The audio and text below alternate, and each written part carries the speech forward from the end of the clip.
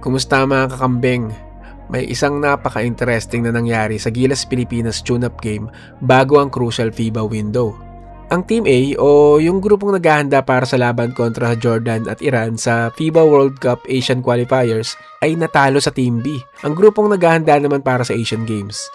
At ang mas nakakagulat, hindi lang basta dikit na laro. Ayon sa lumabas na report, ang Team B ay nakabuo ng malaking lamang na umabot pa sa 18 points. At isa sa mga naging pangunahing susi sa kanilang panalo ay si Robert Bolick. Ayon sa report, naging outstanding si Bolick bilang playmaker at siya ang tumulong para ma-organize ang offense ng Asian Games squad. Kaya ang tanong ngayon, simpleng tune-up win lang ba ito o may mensahe ang Team B para sa coaching staff ng Gilas? Para sa akin, hindi natin dapat maliitin ang nangyari. Oo, internal scrimmage lang ito. Posibleng may mga lineups na sinusubukan at hindi rin natin alam ang eksaktong rotation at instruction ng coaching staff. Pero, kung ang isang team na hindi naman nakatakdang humarap sa Jordan at Iran ay nagawang tambakan ng hanggang 18 points ang FIBA group, sigurado may mga bagay na kailangang pag-aralan. At dito pumapasok ang pangalan ni Robert Bolick. Kung totoo nga naging pangunahing playmaker siya sa panalo ng Team B, maaring ito ang isang malinaw na statement. Siguro sinasabi ni Robert Bolick sa coaching staff na huwag niyo akong kalimutan. Dahil sa pagkawala ni Justin Brownlee para sa August window, malaking responsibilidad ngayon ang kailangan punan ng ibang Gilas players. Inamin mismo ni Coach Timko na kailangan ng collective effort habang hinahamon ng ibang players na samantalahin ng opportunity at mag-step up. At kung may isang bagay na ipinakita ng Team B, posible itong maging paalala na hindi lang puro pangalan ang dapat tingnan sa pagpili ng lineup. Kailangan ng tamang fit.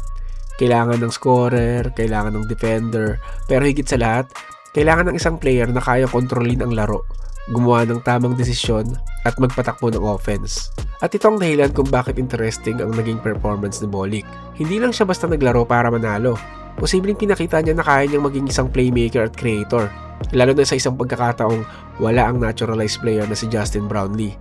Pero hindi lang si Bolick ang dapat pag-usapan. Ang panalo ng Team B bilang isang grupo ay maaring indikasyon na ang Asian Games squad ay may sariling chemistry at sariling dahilan para patunayan ang kanilang sarili. Tandaan nyo, maraming players sa Team B ang maaaring tingnan bilang mga nasa labas ng immediate FIBA rotation.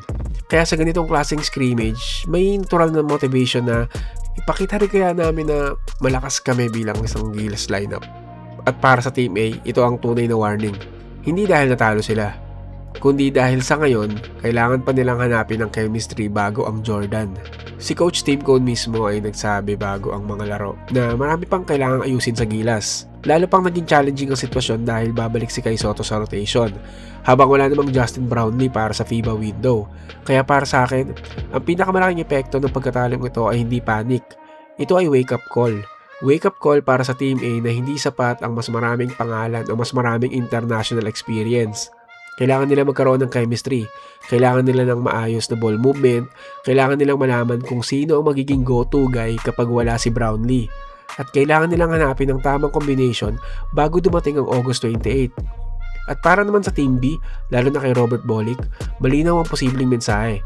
Kung kailangan nyo ng playmaker, scorer at player na kayang kontrolin ng laro, nandito kami. Ngayon, hindi natin masasabi na dahil natalo ang Team A ay mali agad ang final FIBA lineup. Pero, pagkatapos ng tune-up na ito, sigurado may mga tanong. May mga players ba sa Team B na dapat ay kasama sa FIBA squad? May kulang bang scoring o playmaking ang Team A?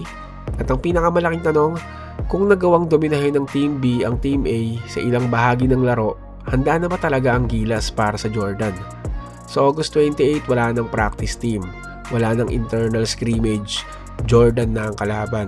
At doon natin malalaman kung ang pagkatalong ito ay simpleng practice loss lang o isang warning sign na hindi dapat binaliwala. Mga kakambeng, para sa inyo, dapat bang mas pagbigyan si Robert Bolick at iba pang nag-step up sa Team B para sa FIBA squad? O tama lang naman natili ang kasalukuyang grupo ni Coach Tim Cone? Comment down below at pag-usapan natin yan. Muli, salamat sa panonood. Huwag kalimutang mag-subscribe, i-click ang notification bell, mag-comment, mag-like at panoorin ang mga nakaraan naming video. Maraming salamat. Peace out!